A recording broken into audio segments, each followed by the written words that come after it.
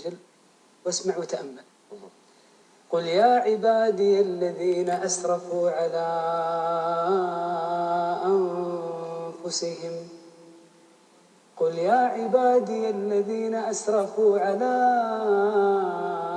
أنفسهم لا تقنطوا من رحمة الله لا تقنطوا من رحمة الله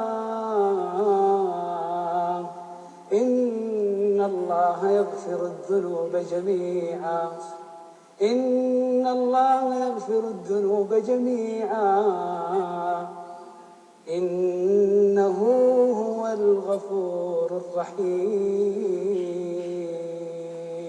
إن الله يغفر الذنوب جميعا. كل الذنوب؟ كل الذنوب يا شيخ.